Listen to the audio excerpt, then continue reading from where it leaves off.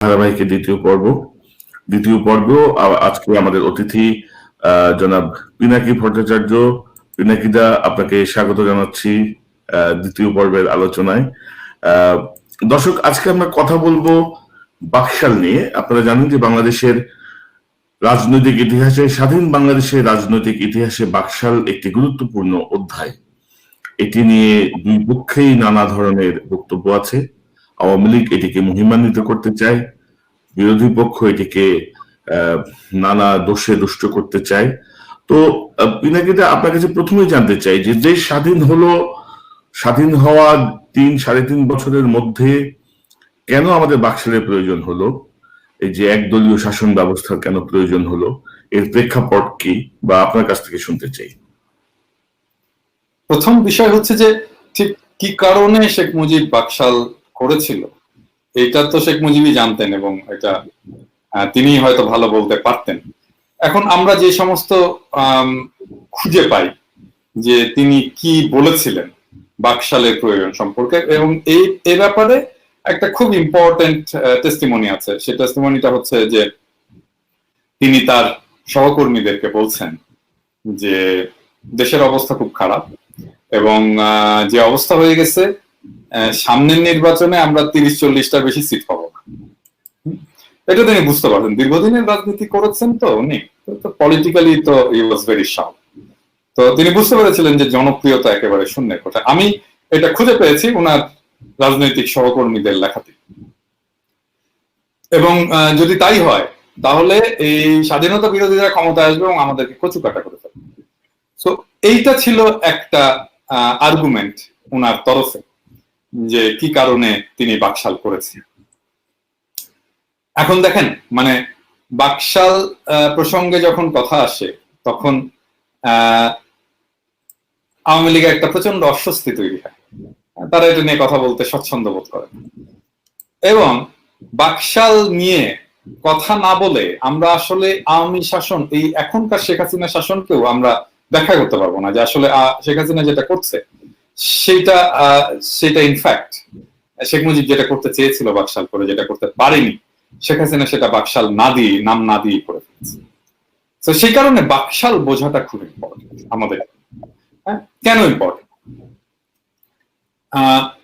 ধরেন, মানে আওয়ামী লীগের যেটা বয়ান, আওয়ামী লীগের বয়ান হচ্ছে যে শেখ মুজিব বাংলাদেশকে সমৃদ্ধির চূড়ায় নিয়ে যেতে চেয়েছিল কিন্তু সেটা করতে পারেনি।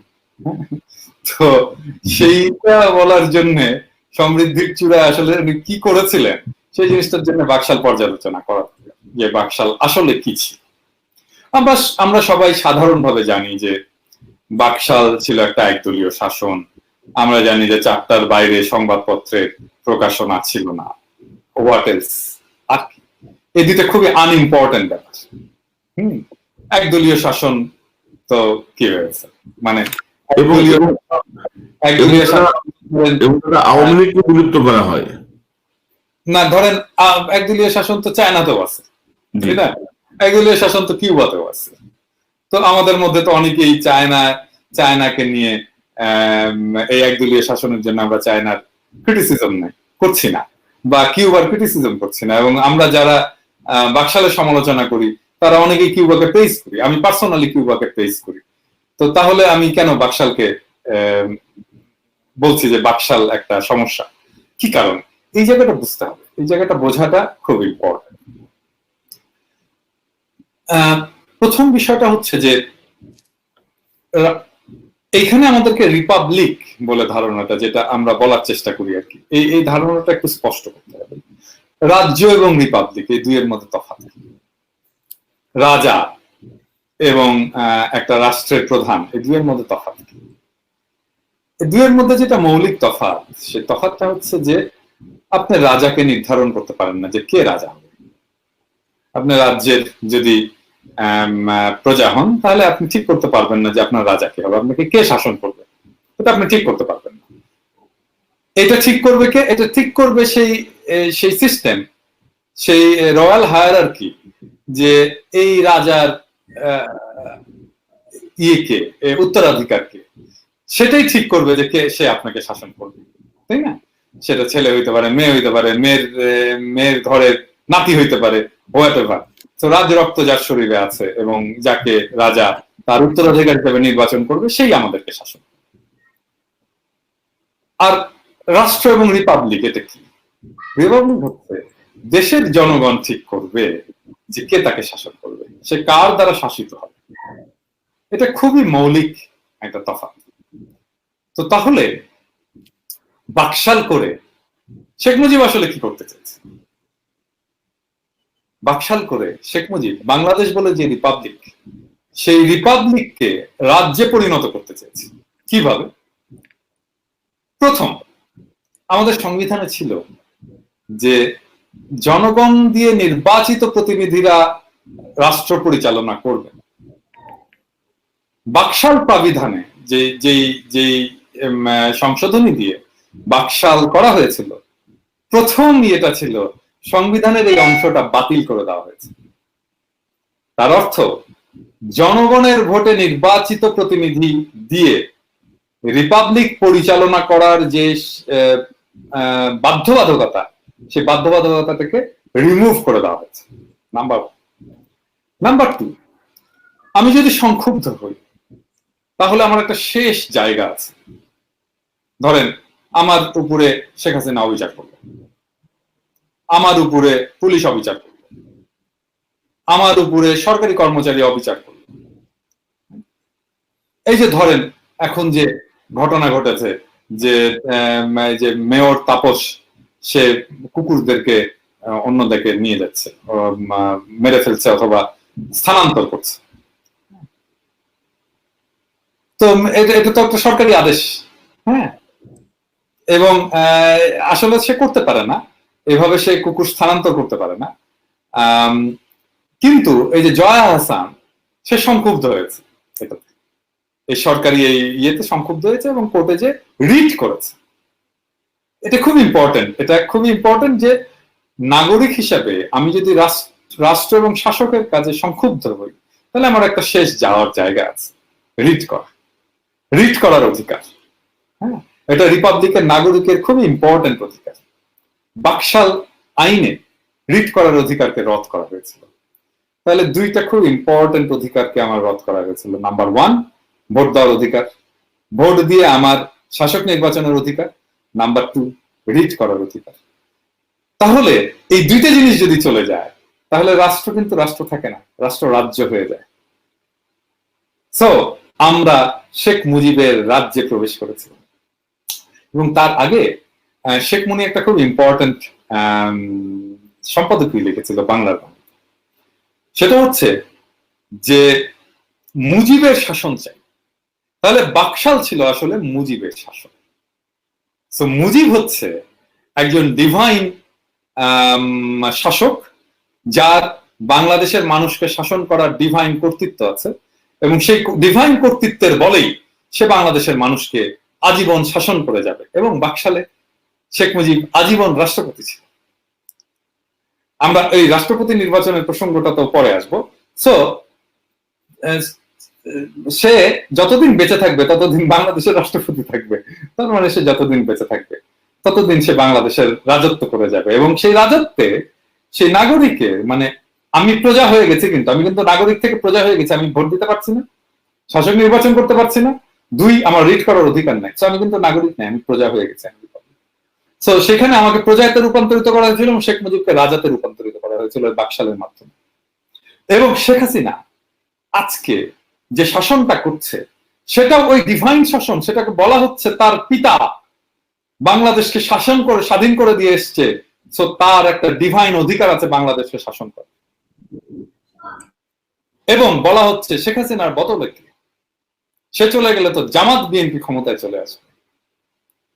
তো বাংলাদেশের নাগরিকদের দায়িত্ব, প্রজাদের দায়িত্ব হচ্ছে শেখ হাসিনা যতদিন দয়া করে বাংলাদেশের ক্ষমতায় থাকবে তাকে ততদিন বাংলাদেশের ক্ষমতায় রাখতে হবে। সো বাকশালের ধারাবাহিকতাই হচ্ছে আজকের শেখ হাসিনা। শেখ মুজিব রাজা হতে চেয়েছিলেন, শেখ হাসিনা রাজকন্যা হয়েছেন, এবং শেখ হাসিনা আজকে তার রয়্যাল রাজকীয় দায়িত্ব পালন করছে বাংলাদেশের রাজত্বকে জবরদখল করে। আচ্ছা, এইবারে আসেন মানে বাকশাল করার মাধ্যমে, বাকশাল করার আগে বাংলাদেশ ছিল একটা প্রধানমন্ত্রী নির্বাহী ছিল, পার্লামেন্টারি ডেমোক্রেসি ছিল, সো কল্ড হোয়াটএভার, তাই না? তো প্রধানমন্ত্রী নির্বাহী, তো এবং সেই হিসাবে পার্লামেন্টারি ডেমোক্রেসিতে যা হয়, প্রধানমন্ত্রী একজন নির্বাচন করে, পার্লামেন্টের মেম্বাররা সংখ্যাগরিষ্ঠ ভোটে প্রধানমন্ত্রী নির্বাচন করে। শেখ মুজিব তিনি তো 2টা আসন থেকে সম্ভবত এমপি ছিলেন, এবং তারপরে বাকশাল যখন প্রতিষ্ঠা হলো তখন সেটা রাষ্ট্রপতি শাসিত সরকার হলো, ঠিক কিনা? রাষ্ট্রপতি শাসিত সরকার। তাহলে রাষ্ট্রপতি শাসিত সরকারে বাকশাল আইনে কি লেখা ছিল? একজন এমপি কে কি রাষ্ট্রপতি বানাবেন? শেখ মুজিব কিন্তু MP, মাইনি Sheikh Mujib MP. In fact Sheikh Mujib একটা আসন থেকে এমপি, বাকি আসন তো সে ছেড়ে দিতে হয়েছিল। একটা আসন থেকে, গোপালগঞ্জ থেকে নির্বাচিত এমপি। সো গোপালগঞ্জ থেকে নির্বাচিত এমপি কিন্তু আপনি যখন রাষ্ট্রপতি শাসিত সরকার করবেন, বাকশাল আইনে লেখা হলো যে রাষ্ট্রপতি জনগণের প্রত্যক্ষ ভোটে নির্বাচিত হইবেন। কিন্তু শেখ মুজিব যখন রাষ্ট্রপতি হিসেবে শপথ নিলেন, জনগণের প্রত্যক্ষ ভোটে নির্বাচিত হলেন না, ওনার শাসনটাই অবৈধ। বাকশাল আইনে শেখ মুজিবের রাষ্ট্রপতির দায়িত্ব গ্রহণটাই অবৈধ, কারণ বাকশাল আইনে এটা খুব স্পষ্ট করে লেখা ছিল, রাষ্ট্রপতি জনগণের প্রত্যক্ষ ভোটে নির্বাচিত হইবেন।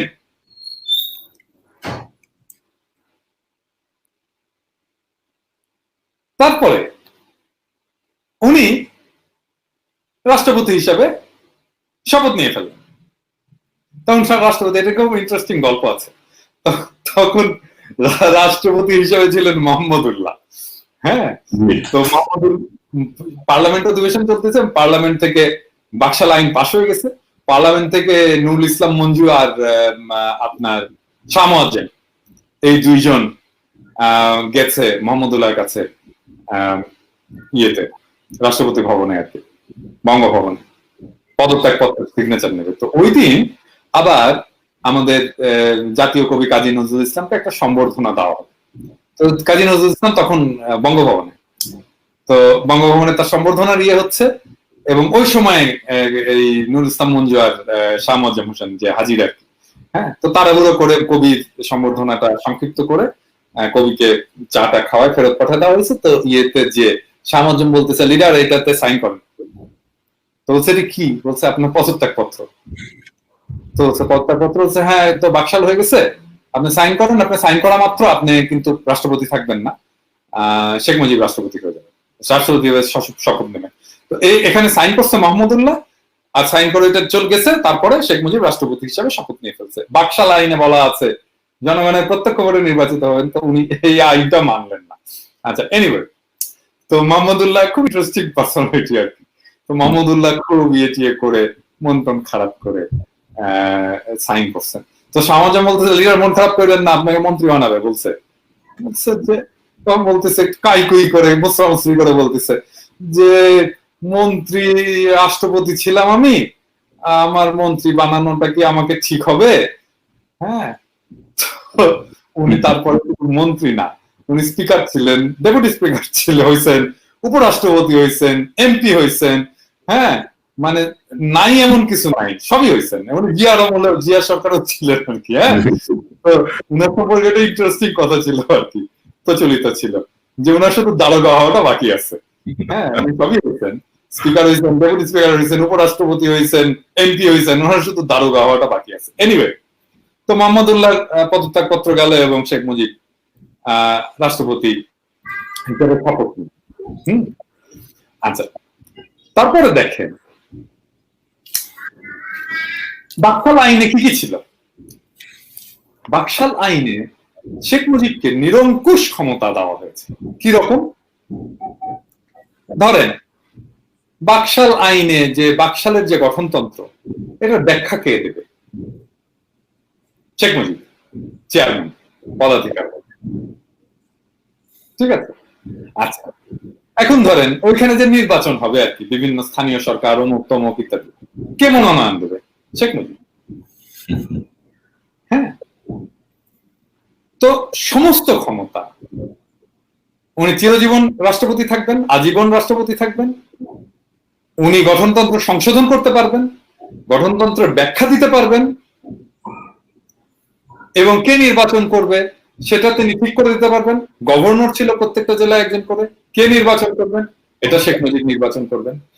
আরেকটা ইন্টারেস্টিং ব্যাপার বলি, যে বাকশাল করার ব্যাপারে শেখ মুজিব বলছে যে আমার আওয়ামী লীগ এটা শেষ হয়ে গেছে, এটা দুর্নীতিতে ভরে গেছে, অমুক হয়েছে তমুক হয়েছে, এটা দেখে বলছে না, মনে আছে না? তো আপনার আওয়ামী লীগ যদি দুর্নীতিতে ভরে যায়, তাহলে আপনি নতুন দল বাকশাল করলেন, তাহলে বাকশালে যখন আপনি সদস্য পদ দেবেন, তাহলে আপনি যাচাই বাছাই করবেন আপনার আওয়ামী লীগের লোকদেরকে, যারা দুর্নীতিবাজ তাদেরকে আপনি রাখবেন না, তাই তো? তাই তো আমার কথা। তো ইন্টারেস্টিং হচ্ছে, আওয়ামী লীগের সবাই কোনো যাচাই বাছাই ছাড়াই বাকশালের সদস্য হয়ে গেল। তো তাহলে আপনার এই কথা কি আপনি রাখতে পারলেন? রাখলেন তো আপনার কথার কথা। মানে এত স্ববিরোধিতা বাকশাল ইয়ের মধ্যে, যে এটা নিয়ে আপনার আলাপ করলে দেখবেন যে বাকশাল করার একটাই লক্ষ্য ছিল, শেখ মুজিবকে রাজা বানানো বাংলাদেশের, আর বাংলাদেশের মানুষকে প্রজা বানানো, এবং তাই হয়েছে। শেখ হাসিনা আজকে রাজকন্যা হয়ে বাংলাদেশ রাজত্বের উত্তরাধিকার হয়েছে, এবং বিনা ভোটে। শেখ মুজিব বিনা ভোটে রাষ্ট্রপতি হয়েছিলেন, উনার কন্যা বিনা ভোটে প্রধানমন্ত্রী হয়েছেন। বাপ কা বেটি সিপাই কা ঘোড়া।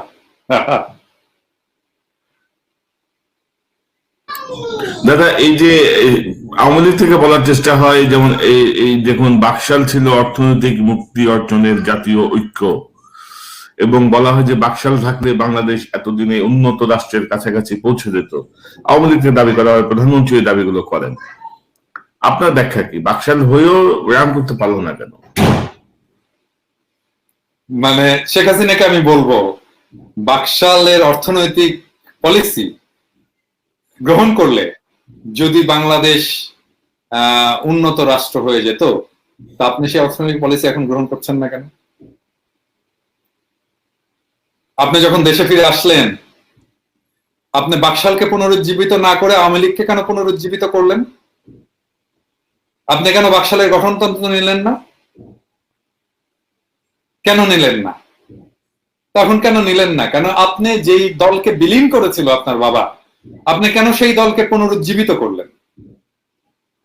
আপনি কেন বাকশালের ইকোনমিক কর্মসূচি নিলেন না আপনি যখন দেশে ফিরলেন? কেন নিলেন না? এখন কেন নিচ্ছেন না? নেন, আমরা দেখি। মুখে না বলে আপনি এখন নেন, আপনি এখন বাকশাল বাস্তবায়ন করেন, নামে স্বনামে বাকশাল বাস্তবায়ন করেন। আপনি তো সেটা করবেন না, কারণ আপনি জানেন যে বাকশাল নামটা এতই ঘৃণিত যে আপনি সেটা নেওয়ার সাহস নেই। আপনার বাবার যে শেষ রাষ্ট্রের যে অবস্থা, আপনার বাবার যে দলের যে শেষ অবস্থা, আপনার বাবা যেই দলের চেয়ারম্যান হিসাবে পরলোক গমন করলেন, সেইটা এতই ঘৃণিত যে আপনি নিজেও সেটাকে ছুঁতে চান না। তো করেন, আমরা দেখি। এখন উনি তো অন্যভাবে করছেন, উনি তো ঘোষণা না দিয়েই করছেন বাকশাল। হ্যাঁ, আমি তো বললাম উনি যেটা করেছেন সেটা বাকশাল। হ্যাঁ, কিন্তু উনি যদি বলেন যে বাকশালের ইকোনমিক পলিসি ভালো, তো বাকশালের ইকোনমিক পলিসি নেন আপনি, তখন নিলেন না কেন? সেটা তো প্রশ্ন, তাই না? আর যখন দেশে ফিরলেন তখন কেন নিলেন না? এখনই বা কেন নিচ্ছেন না? নেন, এটার ব্যাখ্যা কি? তো দাদা, ওই সময় বাকশাল যে মানুষ গ্রহণ করে নাই, যদিও চাপ সৃষ্টি করে A to Z সবাইকে বাকশালে ঢুকানো হয়েছিল, বাকশালে জয়েন করতে বাধ্য করা হয়েছিল, মানুষ কিন্তু গ্রহণ করে নাই। কেন গ্রহণ করে নাই? একটু নতুন কনসেপ্ট, একটু এই যে নতুন একটি স্বাধীন দেশ, শেখ মুজিবুর রহমানের ভূমিকা ঈশ্বরের মতো।